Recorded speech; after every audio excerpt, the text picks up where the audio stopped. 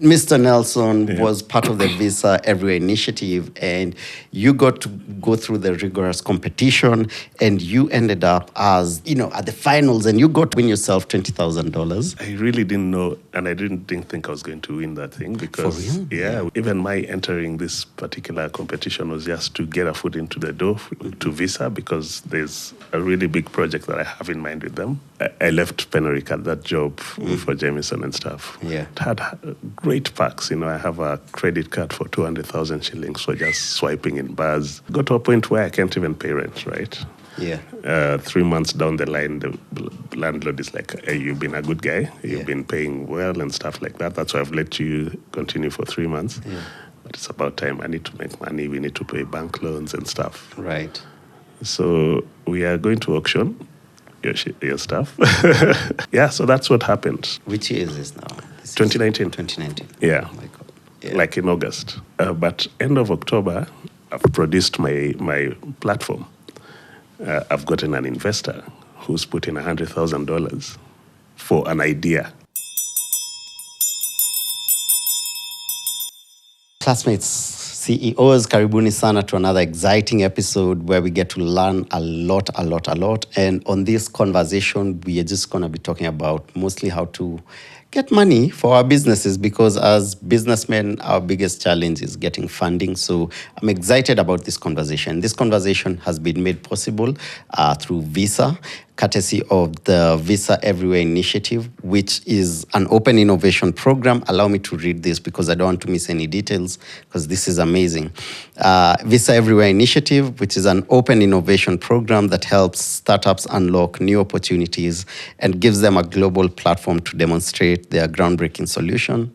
The program first launched in the US in 2015 and quickly expanded into a global program. To date, over 12,000 startups have participated and have collectively raised more than $16 billion in funding.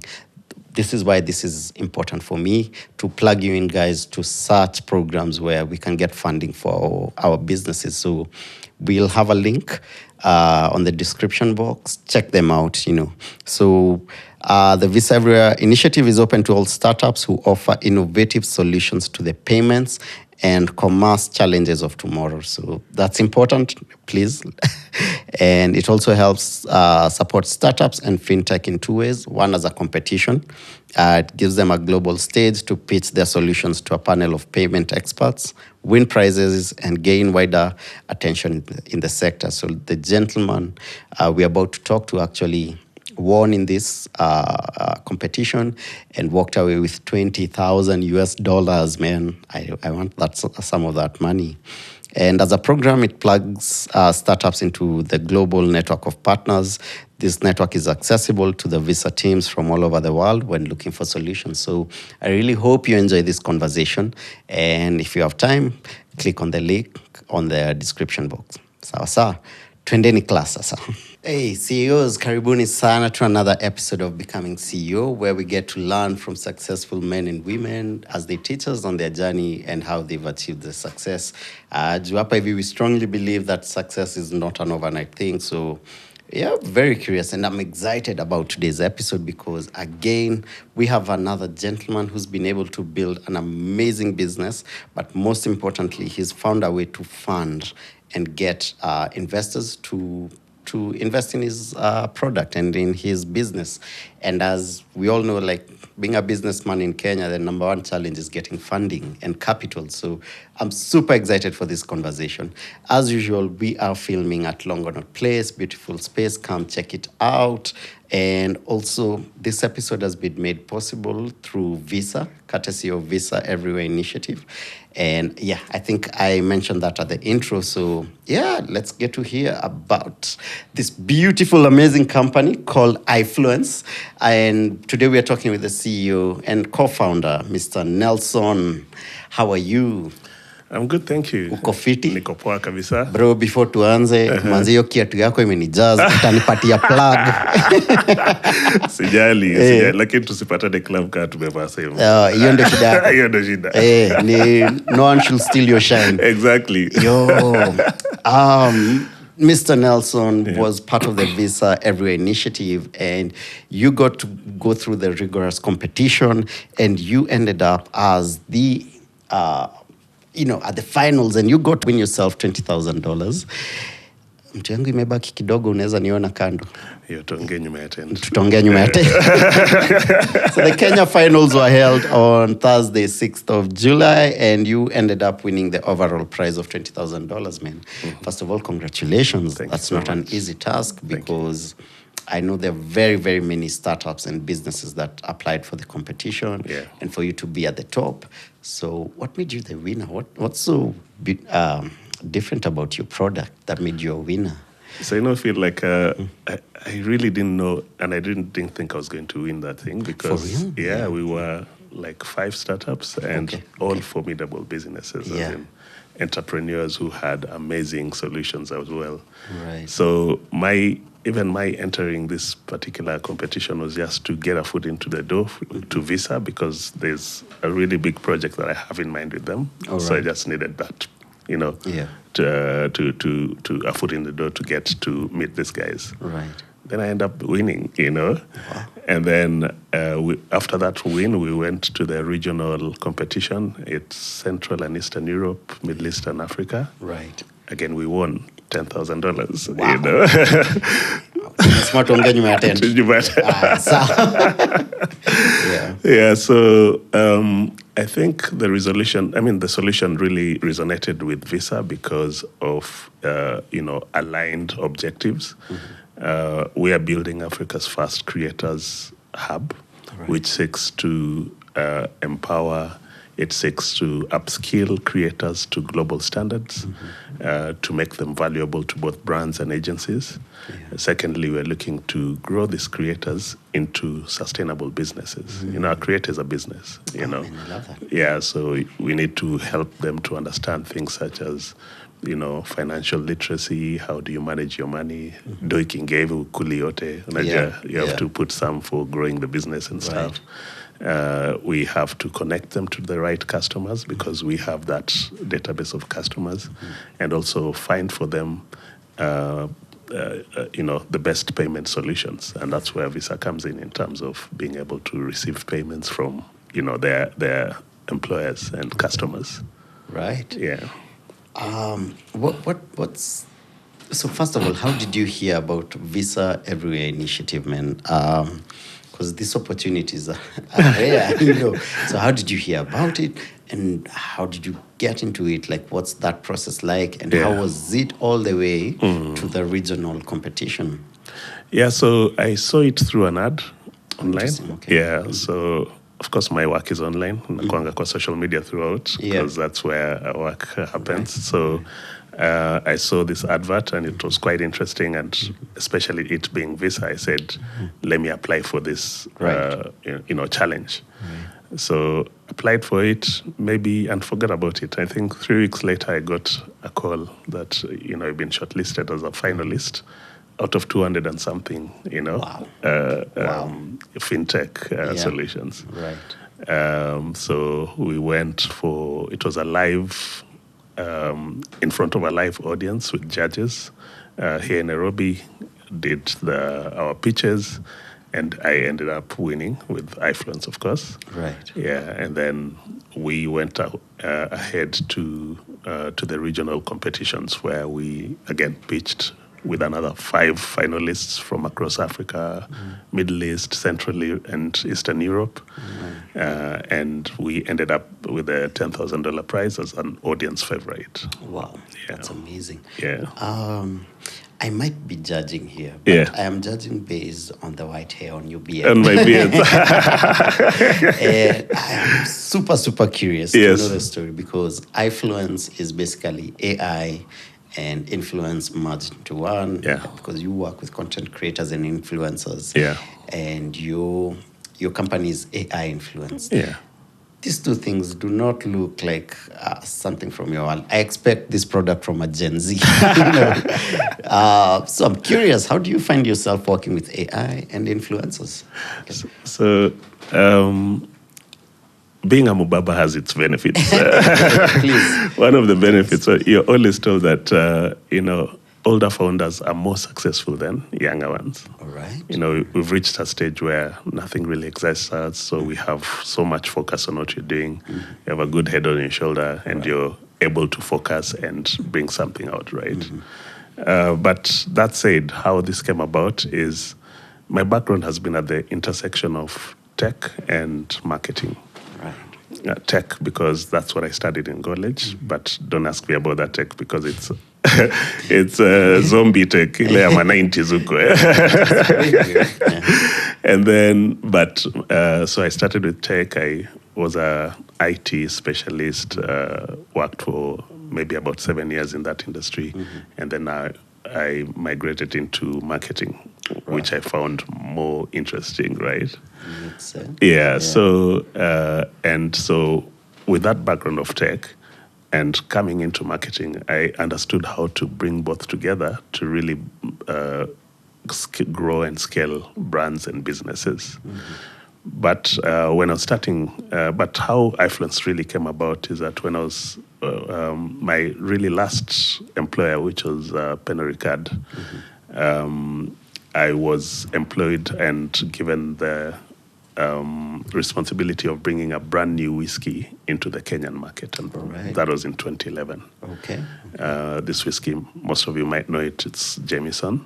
Yeah. So when I was bringing it into the country, no one knew about it. No one had ever, known about Jameson whiskey or where it's from and stuff. So the two competitors were very strong and had, market dominance of over 25 years. Wow. So when that excitement died down of getting a really good job like this, I was like, hey, I have two giants to go against. What should I do?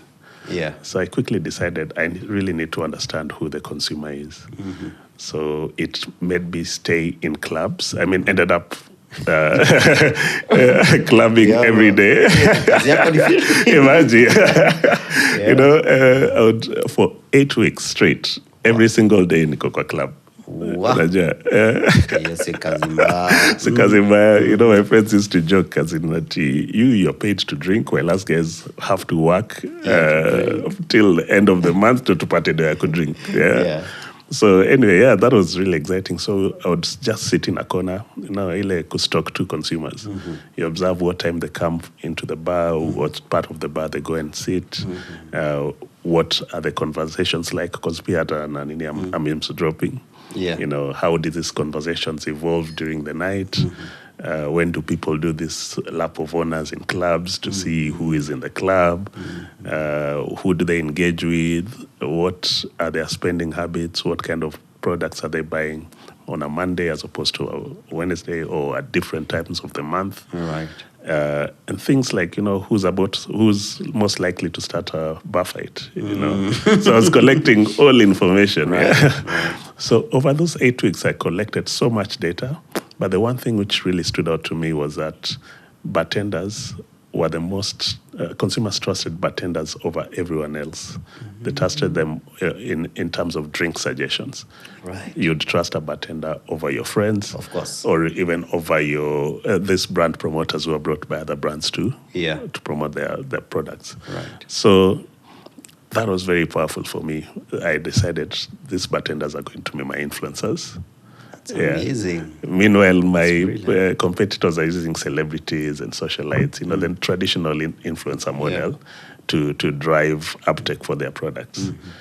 So every first Monday of the month, I would hire a club, shut it down, fill it up with Jameson, bring a DJ, there's food, freelancer bartenders. Then I invite these bartenders who I was collecting a database of. So the first night, I remember I had about 73 bartenders coming through. Wow. And so coming for that party, just before the party started, I would take 20 minutes to do brand immersion, tell them what's Jameson about, how it's made, where it's from, what are the ingredients. But most importantly, I would do a testing session, a comparative testing session between Jameson and the two competitors. Yeah. And since I had been in Ireland before that for like 3 months, learning everything under the sun about whiskies, I knew how to bring out the elements or the notes that make it appear better than the others. Right. So I would do that, and then after that, let them party. And then during the party, they would only drink Jameson, either as a straight drink or on the rocks. Yeah. Or with a mixer, like sodas, or as a cocktail. Right. So I was teaching them, in essence, how to make the perfect serve. Yeah. So at the end of the night, they're happy. They go back home, they go back to stations, they're excited. They're speaking to other guys about it. So this went on and on and on. By month number 3, I had a database of 5,000 bartenders. And by month number 7, I'd grown Jameson from 0 to the highest selling whiskey in Kenya, right? So you'd go to the bar and say, what whiskey would you recommend me to drink? Asking a bartender. They'll be like, Jameson, because A, B, and C, because I've been giving them these tidbits. The tips. Yeah, and then someone else says, hey, give me a double this whiskey. The bartender will be like, which world are you living in? Jameson is a new thing. It's better than this one because A, B, and C. And then a lady comes and says, I want a cocktail. The bartender's like, I'll make you the best cocktail. It's by Jameson, And that's how it just spread like wildfire, And Jameson was just everywhere. You go into any club, bottles of Jameson on the table. Oh my goodness. It's very interesting because Jameson is actually a brand I've discussed with a lot of my peers. Yeah. Because it grew like, wildfire. Yeah. And you have just proved that nothing happens by accident. We actually manufacture success. Exactly. And honestly, at the time when we were having the conversation, everyone said Jameson became famous in Kenya because it was in a Rihanna song. Yeah. And that's what we went to. Yeah. Rihanna made Jameson famous.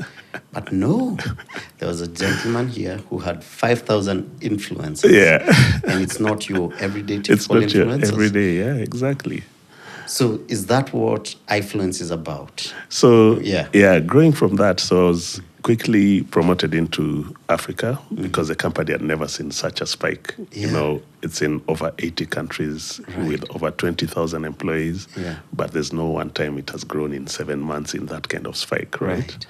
And so they promoted me into Africa to replicate the results I'd done in Kenya across sub-Saharan Africa. Mm-hmm.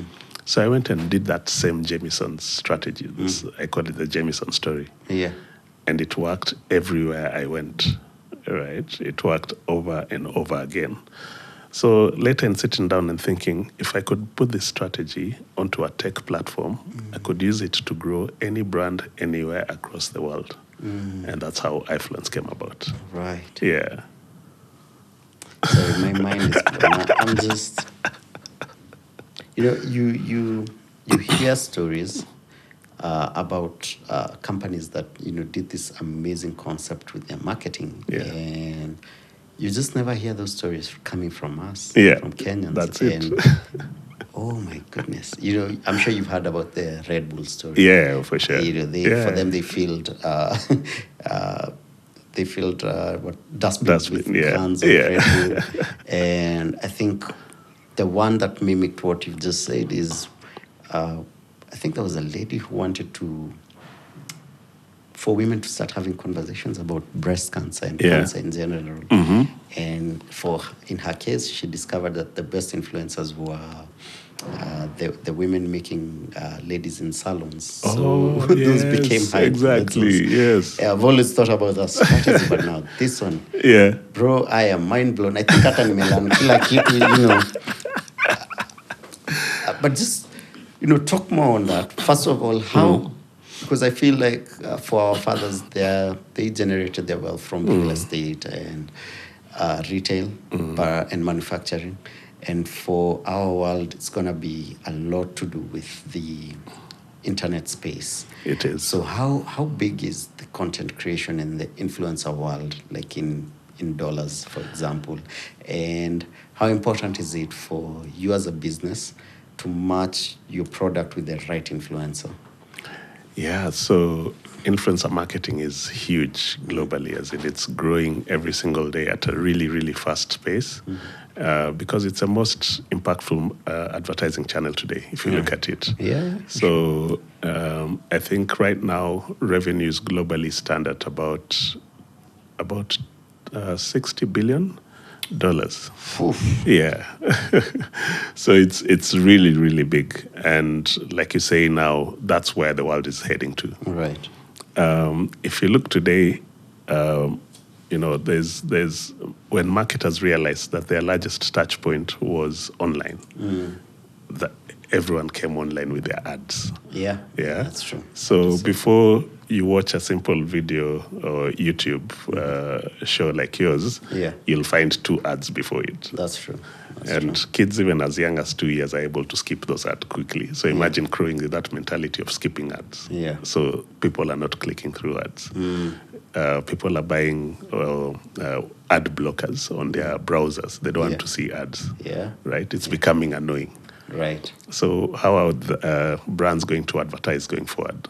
So marketers have quickly realized that their customers trust recommendations from other people, right? And that's why influencer marketing now is becoming big, right? And secondly, people are not spending target audiences, 25 to 35. That's what brands normally look at, are not spending enough time in front of the TV today, right? So there's no captive audience as they used to be back in the days of TV. So I'm a business. Yeah. For example, I particularly sell films on my VOD platform. Yeah. And I want to get in touch with your company, or I want to use iFluence to Yeah. help grow my customer acquisition. Yeah. How do I go about it?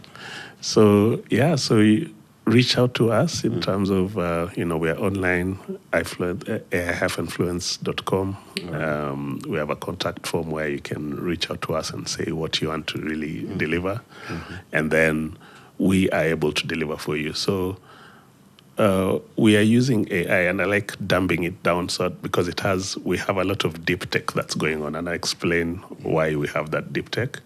But what iFluence does is using the power of AI to drive word of mouth at scale to accelerate customer acquisition, growth, and behavior change for global brands and organizations. Right. So why we use AI, remember the Jameson story. So I'll walk you through an example. Maybe Nike comes to us and says, we have the new Air Jordans we want to take out into the market. Right. And we are targeting to do it maybe in Johannesburg, because our platform can work anywhere in the world. Yeah. So the first thing we'll ask is that, who is your audience? So they have to give us a very deep descriptive kind of the persona they're looking at. They'll say 25 to 35, middle class, social butterflies, into trends and things like that. So the more information they give us about that, the better. So we use an audience-first strategy. Just the same way I went and sat into the bars and observed the consumers is what we do for the brands. So we've replicated the Jameson strategy onto our platform.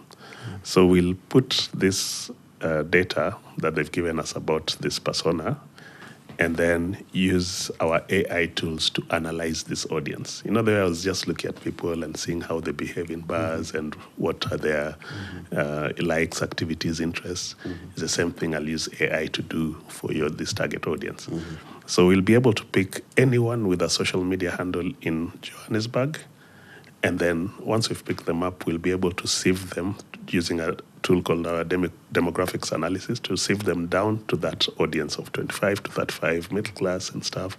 Because with our AI, we're able even to tell how much you earn, where you stay, how many cars do you drive, schools, where do you take your kids for school, things like that. So we'll come down to that targeted audience. And then we start running psychographic analysis, behavioral analysis, sentiment analysis, just to gain deep insights into this audience.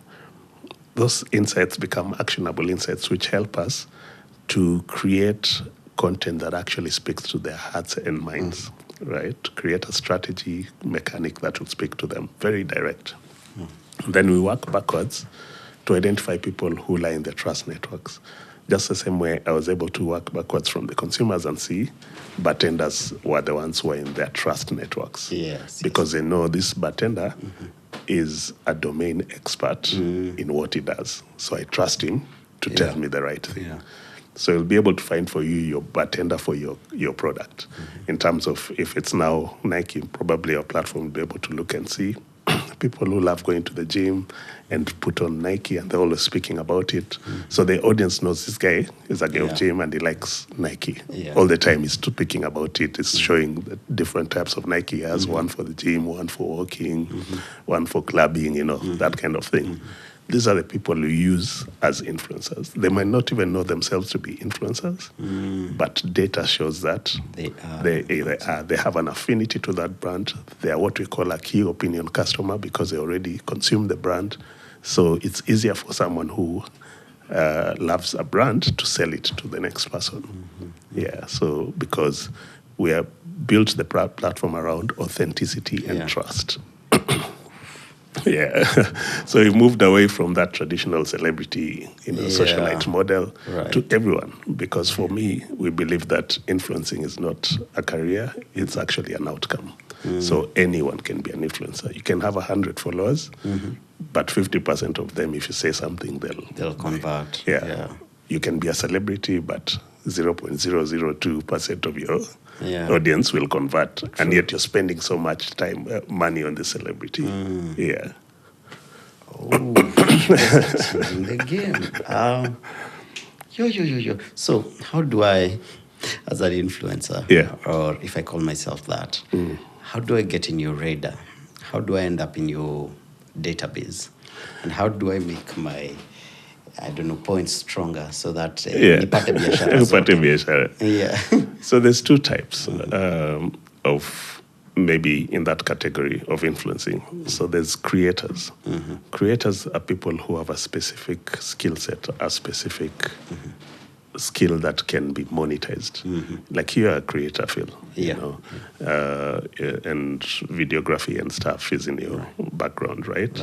There's fashionistas. Those are creators. There are people who are foodies who love cooking and stuff. Those are creators. And then influencers is the other side. Influencers, for influencing is not a career, like I said, right? Anyone can be an influencer. So we also don't keep databases of influencers. When a brand comes to us, we start from a clean slate and let the AI tell us the best voices to use for that particular audience. So it can pick you, it can pick anyone at any time. So people we always pick don't even know the influencers. They're like, hey, by the way, Nike, they would like to work with you because they love how you love their products and stuff. And the guy is like, hey, how did Nike know the way I ponder your things? Because I'm always using it and stuff without looking to be paid. It's just that I love it. Yeah. So wow. Just wow. Yeah. So we use everyday normal people, but you'll find that our results are really high ROI, drive really high ROI because they're people who other people trust, they believe, and they drive high conversions because of the sheer thing that they're authentic and trustworthy. Yeah. How? Man, genuinely, I am genuinely mind blown. Thank you. Wow. I'm curious. Did you ever know you'd be a marketer or an entrepreneur? Like, how did you grow up? How do you, how was that like for you? Because here we strongly believe how you grew up and how you end up. I can correlate it. So I'm curious. Were you always a people person? Because clearly for you to be a marketer, you need to really love people and spend so much time with people and understand people. So, and that's very interesting on that topic, actually.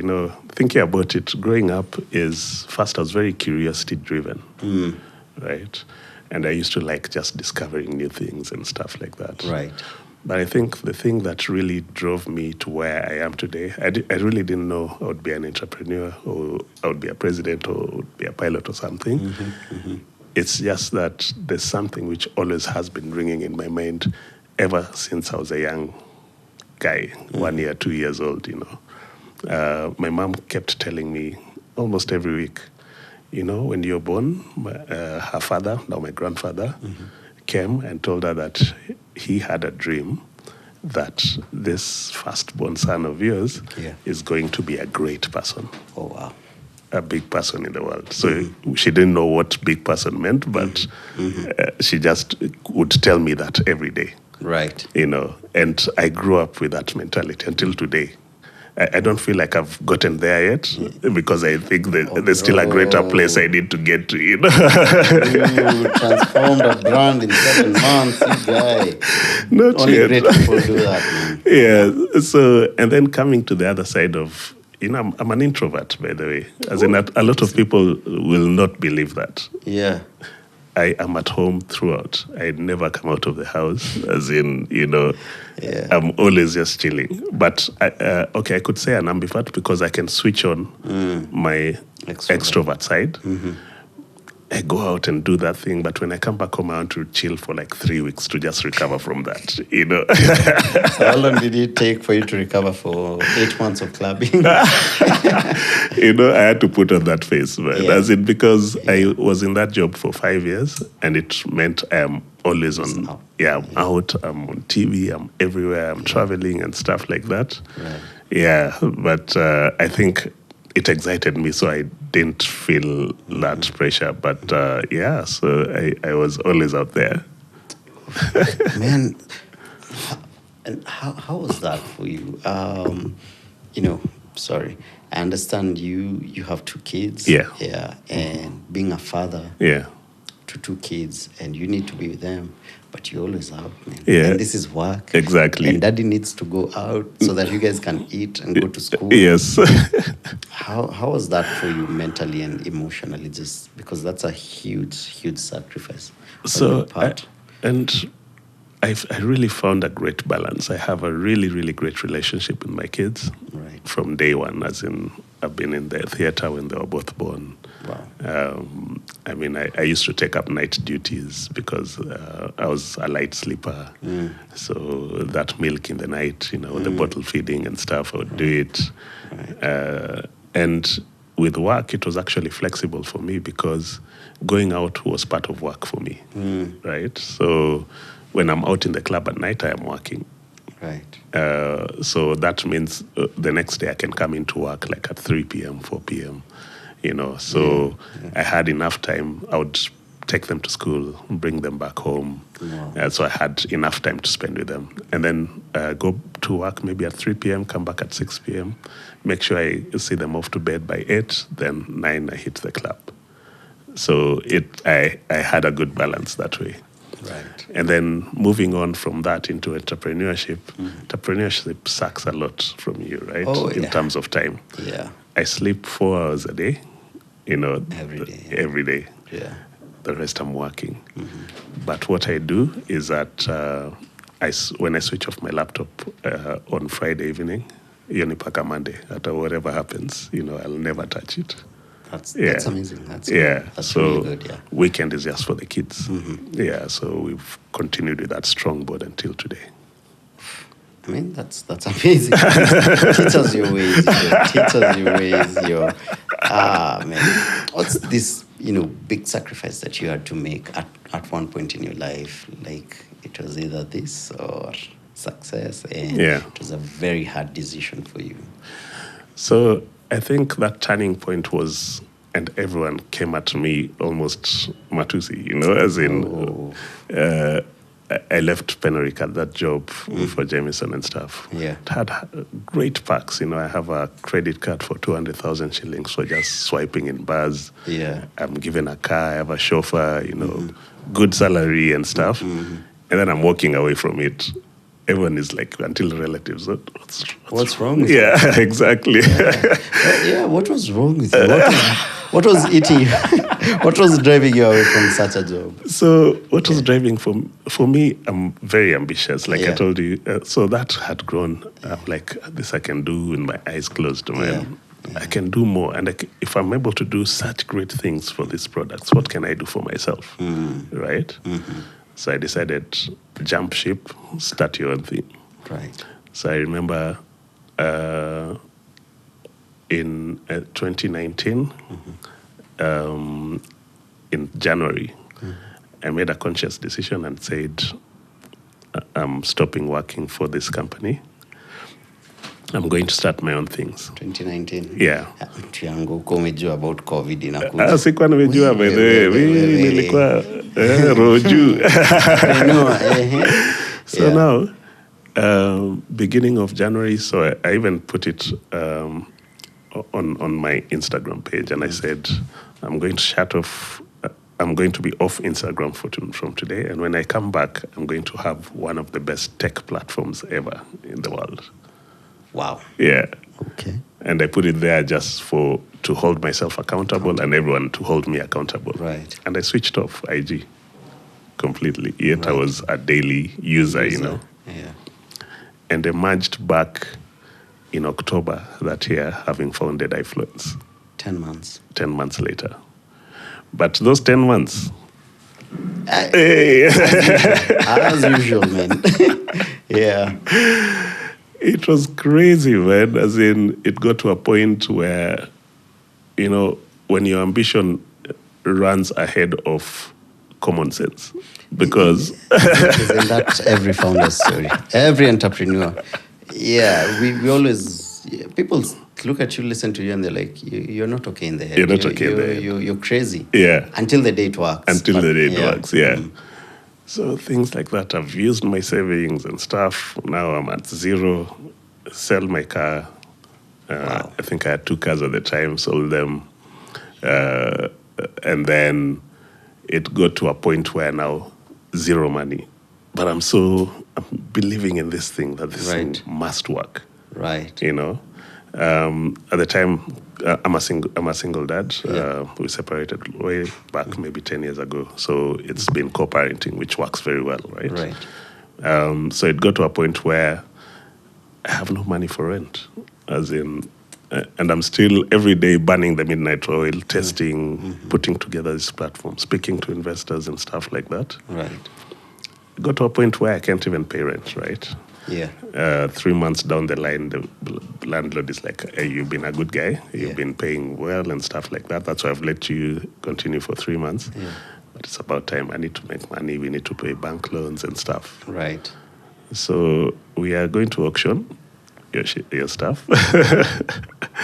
And so I went zero, bottom, But I told that guy, take everything else. For me, I've never had like an attachment to material things. Yeah. The 7-year-old laptop that I had is my best thing ever, as in, that is, do not touch this, take anything else. If you want, even take my clothes, as in, but watch the laptop. Yeah. So that's what happened. Which year is this now? 2019. 2019. Yeah. Oh my God. Yeah. Like in August. Right. But end of October, I've produced my platform. I've gotten an investor who's put in $100,000 for an idea. Wow. Wow, look at that. So from there, it just picked up again, And 3.5 years later, we are here. I'm working. I have a company which I incorporated in the US. We have 2 subsidiaries, one in Kenya, one in India. I'm setting up South Africa, Nigeria, and Dubai in the next few months. Right. We are working in 23 countries across Africa, Asia, Europe, and US, and growing rapidly. First year of operations, I made about $250,000. Wow. Na hiyo ilikuwa COVID time. Wow. We were the only ones who were hiring. Nafikiria COVID ilitutandika, wewe ulikuwa tu sawa bro. Hapo ndio nilikuwa na haya. Sasa hiyo ndio nimeanza na napata my jobs. Right. Second year I made $1.6 million. Na imeendelea tu ikienda juu. Right. Yeah. Right. Oh my God. I love such stories, man. First, your story has everything. It has rock bottom and everything. Grace to grace. I Exactly. love that. That's amazing, man. That's a very deep story. Thank you. And I can't imagine what that does to you as a man when you hit rock bottom to a point where you're being auctioned. Yeah. What that does to your self-esteem, to you as a person. So for me, I think I'm made of a different material, as in everything makes me even stronger. You'd never even, actually, and this story is the first time I'm saying it. No one never knew it. Even my brothers never knew. Wow. I went to my brother's house and said, hey, my house is being refurbished. I'll be here for like 2-3 weeks. And then I Jamoka. So they didn't know that story, Wow. So for me, it's forwards ever, as in burning. When I have a burning idea and need to achieve it, I'll go after it with everything I have.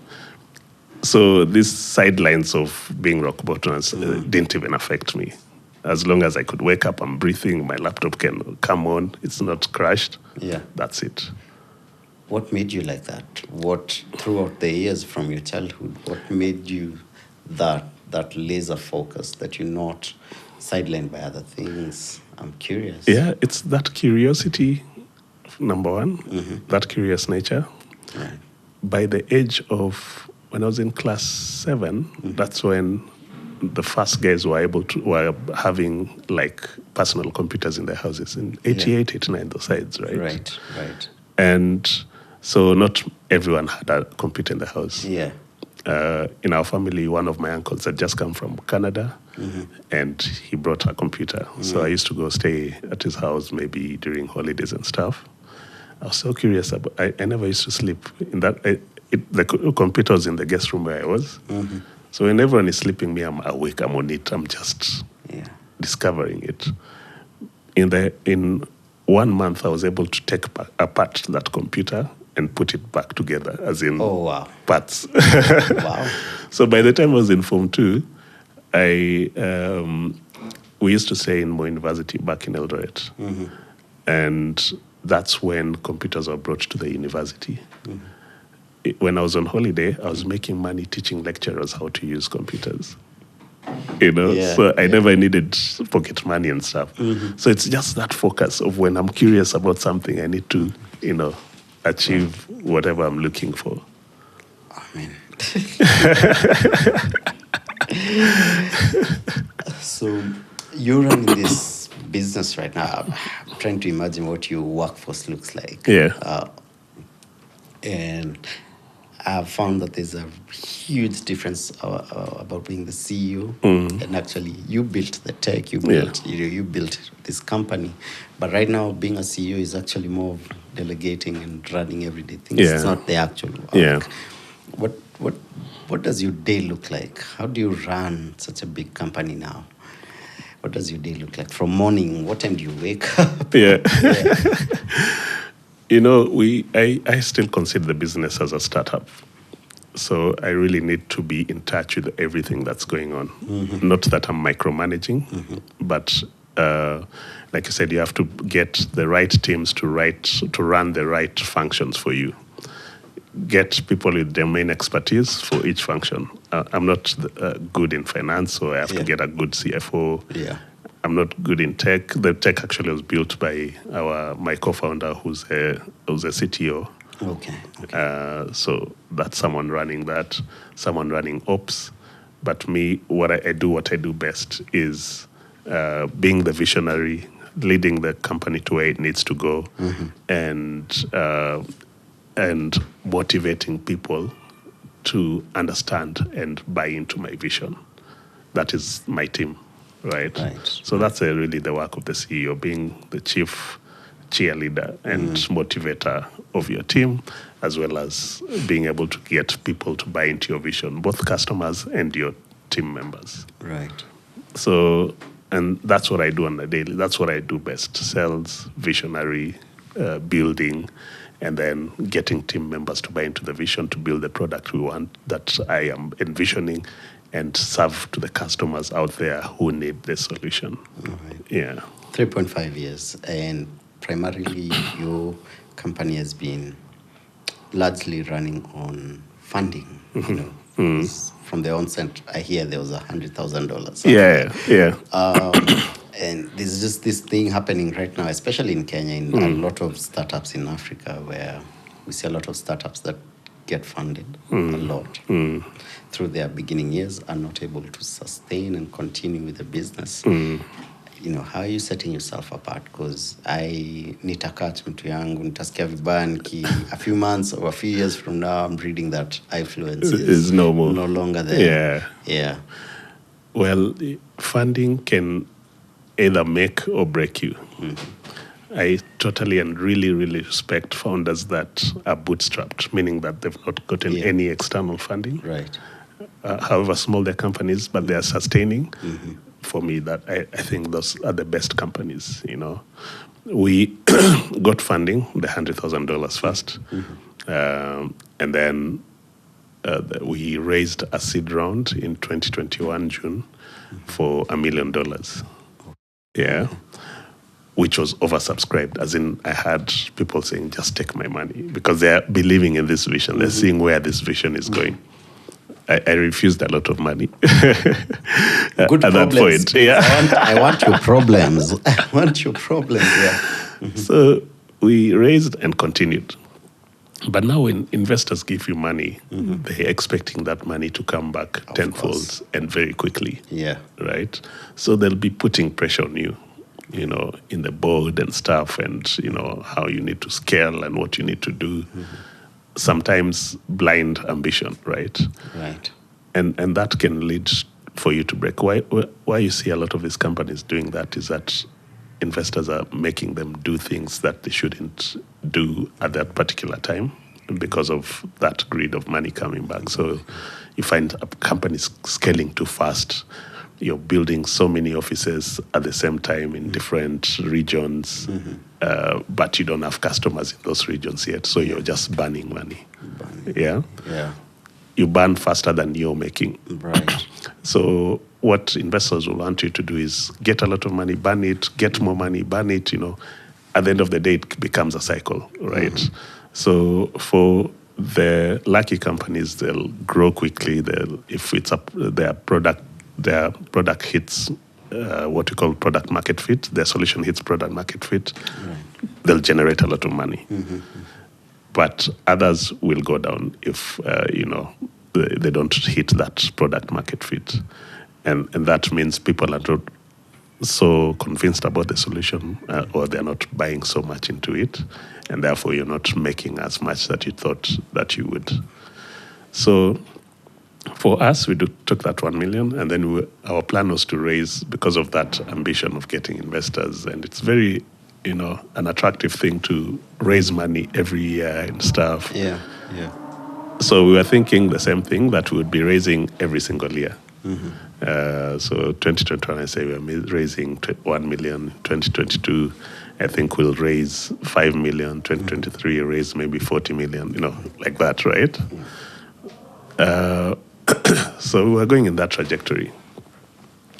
But we're being pushed to, add more staff, add more team members and things like that, grow the business, growing faster than revenues are coming in. Yeah. Right? So it got to 2022, actually last year, when now that economic downturn came, when money now was unavailable in the markets. Hey, we went around looking for money, and then it became expensive money. You're getting people wanting to invest, but they're giving you very useless valuations. Right. Yeah. Right. So I told the team and said, with the founding team, saying, let's sit back and think a bit. We don't want to be dependent on investor money to grow this business. If this business is actually as solid as it is, let it sustain itself. Right. Let's not even think about investors for the next 3 years or so. Let's now look to grow organically. Let's manage our costs. We have 45 team members now. Yeah. We don't need all those guys. Let's cut it down. So we cut down and managed costs and became now just a nimble startup. Then we got to a place where we hit not product market fit, but break even. Yeah. In terms of we're able to manage our expenses every month. Then go to a place where we're profitable, where we are now managing expenses, as well as we have some pot which you can put in the bank to, for expansion or more staff members and things like that. So with that, it's a really blissful side of things, where there's no pressure in your ears and things like that. You're growing, and you're growing sustainably. Right. Yeah. So we're not looking to do any funding soon. Maybe the next time could be end of 2025. But when we are in a place where we even decide our own valuation. Like, ukitaka sawa. Spotaka tuko poa. Unajua? Man, that's amazing. That's every founder's dream. Yeah. Man, you sound like a gentleman who's had quite the stories, man. Oh. First of all, from working in nightclubs for 5 years. What's that stranger than fiction story that happened to you? Yeah. No one will believe it, but you're like, damn, that actually happened to me. Yeah. So one day I see an email. We had started iFluence, I think we're year 2. Right. So an email comes in, and I think it's spam. So you know the way they start. Yeah. Would you be interested in it? So I just close it, go to the next. Yeah. And then this email keeps coming every week. Then one day I'm like, let me just read what this is about. Yeah. So it's written New Africa France Business Summit. So when I open it and I read it, I think we were in a team. Actually, I had a lot of time in my hands. That's why I decided, let me just read it and things that this is very insistent. Yeah. We had a team building session in Naivasha. And when I'm in my room now, I'm just going through things. Yeah. So this email, they're like this, hey Nelson, this is last time we would like to reach out, but if you're still interested, the government of France is looking to take you on a expenses paid trip to France, because we have identified you as an upcoming leader in the business world in Africa, and would like. I wouldn't trust as well either. Yeah. So if you're interested, reach out to us, to the embassy. This is the number and stuff like that. I mean, the deadline passed, but we still extended because we really want you to come. Yeah. So it was that new, Africa France New Business Summit was to bring together African leading businessmen with French businessmen and two together, because they wanted to grow a new way of working, to develop both countries, to extend opportunities in both countries for, Yeah, so it was a direct, invitation from the president of France. Wow. Right? Sasa hata alikujuaje? How do they get to know of it? I don't. It's in the media, as in our name was everywhere because of how innovative the solution was, how fast it's grown. A solution built out of Kenya, solving global problems. We're working in the US, we're working in India, we're in Thailand. And so I went to the embassy. First of all, I didn't have the new passport. For Kenya, last minute. I told them, so mi niko na hii the old passport, shikilieni hii mukiprocess hiyo story. Let me go look for this thing. I was fortunate to get now the new passport in 3 days. Went back to the embassy, told them, now it's ready. So they exchanged. Within 1 week, I got the visa. They paid my flights. They paid Nini's. Wow. I went there. I spoke at this event in front of the French president and stuff. Wow. Who after that he came and said, hey, I want to really meet this guy. Wow. Yeah. So he came, he chatted, took photos, and the funniest thing is that now when I was in France, now after that event and stuff, now just holidaying and stuff, I would meet French guys. They're like, are you the one who took a photo with our president? As in, it was a really big deal for them. Wow. Because me, like, Kuku tukichukua photo na president, it's nothing. So it'd be a thing for the moment, but after 3 hours, kila mtu amesahau. But after that, even the work that I got from France, French companies, the guys were just amazed that I posed for a photo with the president. Yeah, as in it was something big. They even want almost autographs, So I'm like, how distant is this? You guys with their president, you can't meet, or what's going on here? Yeah. So anyway, yeah, that's one of the That moments. is such a dope story. That is, yeah, that's amazing. Wow. So, moral of the story: please read all your emails.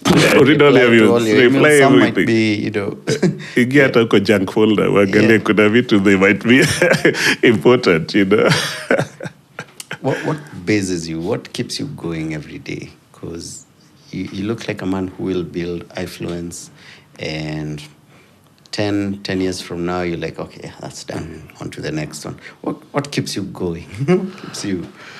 I think still that thing which still rings in my mind about my grandfather saying, "I'll be someone big." I don't think I've seen that big yet. Bro, you're taking photos with Macron.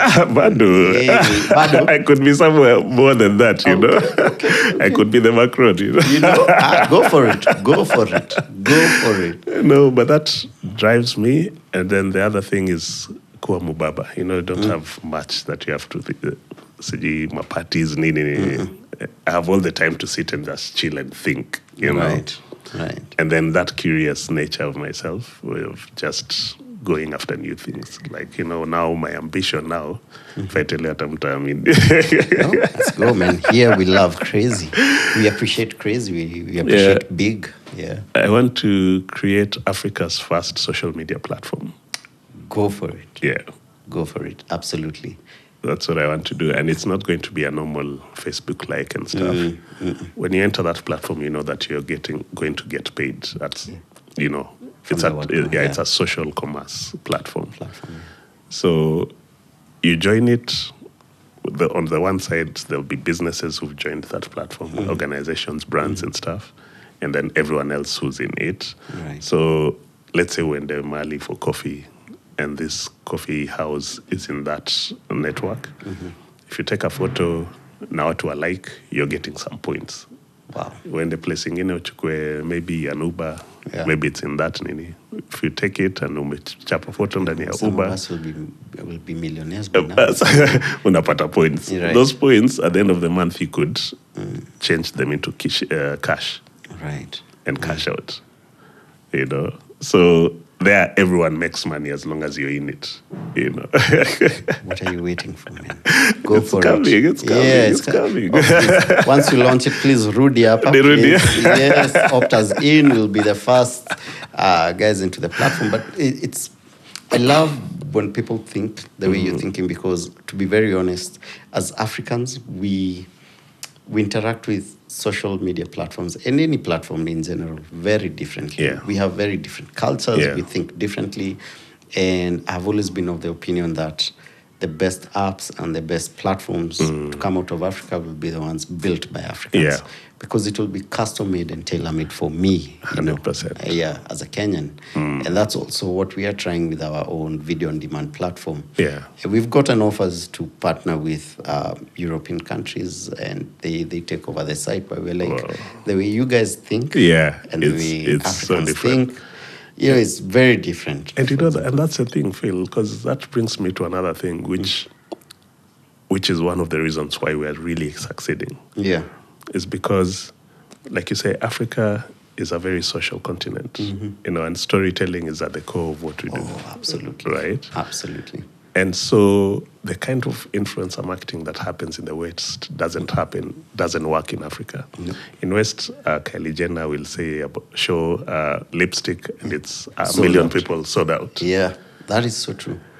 People in Africa follow celebrities not because they love them, they're waiting for the next time they'll trip and fall. So that we troll, right? That is so true. So Yeah, that is so true. a lot of influencer platforms you see being built nowadays in Africa, unfortunately, they are copying that Western Right. kind of strategy, which doesn't work in Africa. Nope. So they're using celebrities and stuff like that. They're not driving value for brands and ROI. So us using normal people, this strategy that we've used, which is tried and tested and it's working, it's really taking off. And that's why it's really working in Africa. So what are you telling me that, how do celebrities and in Africa leverage on their numbers to build a sustainable business. Because what you're saying is right. I have so many friends, Yeah. big celebrities who tried to introduce products into the market, and that hasn't worked. Yeah, because of that thing called trust and authenticity. If in the morning you're talking of a beer brand, in the afternoon a travel destination, in the evening a detergent, who will trust you, right? Consumers are very discerning. The first thing they think about the brand is that they're skeptical about that brand. So if they can tie you being paid by this brand to speak about them, they'll be skeptical about you. But again, I'm not saying that they are completely worthless. They're very good for awareness. The celebrities types and stuff will be good at that top funnel metric. But pale chini ku convert, ndo shida. Yeah. So you can use them for awareness, and then now you use our system to now convert people. Because what happens is that when you want to buy a car and you're looking, let's say, for a Mercedes, you'll see the brand advertising. You'll go to the social media pages and read all the specs. You'll see a celebrity, speaking about it. But what will get you to buy is you'll go into your WhatsApp group, people you trust, you relate with, and you know each other. You have a Mercedes. You'll take the word over that of that guy who owns that Mercedes over what the brand will say. Or a mechanic. Yeah. Or a mechanic, exactly. So true. So what iFluence has done is placed ourselves between you and your trusted groups, your WhatsApp groups and stuff like that. Yeah, to drive uptake.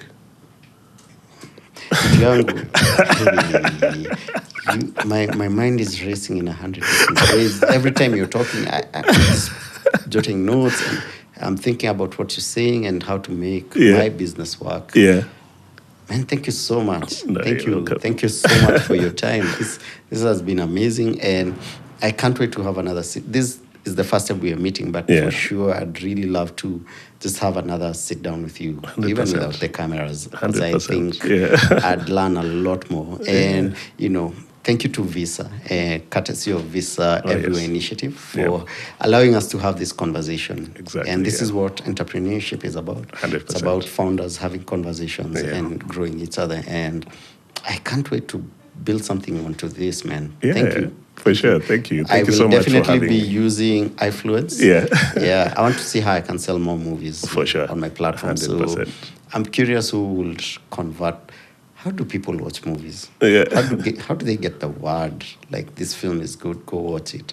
Yeah, I'm curious about that. It's your groups as well. As in, WhatsApp groups. So even in your social media, the ones who have 100, 1,000 followers, it means that when you have fewer followers, these followers actually are people you know in real life. And it's more intimate. Yeah. More So engaging, you've even seen like someone just sitting at home and saying, "Hey guys, who would recommend something I can watch today?" That is true. Yeah, and people listen, and these people will actually watch those because it's people they relate with. Yeah. If you've liked it, I must like it as well. Man, I hope this conversation has been enlightening to you as it has to me. Yani, I've learned so much. On the description box, we're going to have the link to iFluence, the platform. Also going to have a link to Visa and all the things that they bring to the table, including Visa Everywhere Initiative. So check it out, see. Hopefully you'll be part of the next competition when that happens. Nilisema kazi yangu ni kuwa plug, so here's an opportunity for you to get some funding through this competition, Visa Everywhere Initiative. So please check it out. And man, this conversation has been amazing. Amazing. We could go on forever. We could. A huge shout out to my team. I have a big team that helps this possible. I hope I remember all of them. So let me start. So we have Spikes, who's always there at the camera. We have 44 today, who is absent, but our director of photography. Today we have Madi stepping in. Madi amekuja on loan from team wakurugenzi. Asante sana. We have Samsonia, who does the amazing still photos. We have San Newson, who does graphics and the thumbnails. We have Salimo, our producer. We have Steve, who does our sound, but today Humphrey is standing in for Steve. Sorry? we have Aizo Katule, who does our lighting, and then we have Mokami, who's my manager. So you want to talk business, that's the person to talk to. And we have Marcy, who does my styling and wardrobe. Nini, bro, unanikumbusha juu ya chakula. We have Isaiah, who does the food. Watu wangu wanapenda chakula. Yeah, Marcy Wardrobe, who does the styling. Sledge, who does the editing. Is there anyone else I'm missing? Kuna mtu nimeruka? We've mentioned. Ati? And Philip Productions for sponsoring these conversations with the equipment and everything. So thank you so much. And yeah, tupatane tena on the next episode and the next class. I hope you've learned a lot, man. Thank you. All right.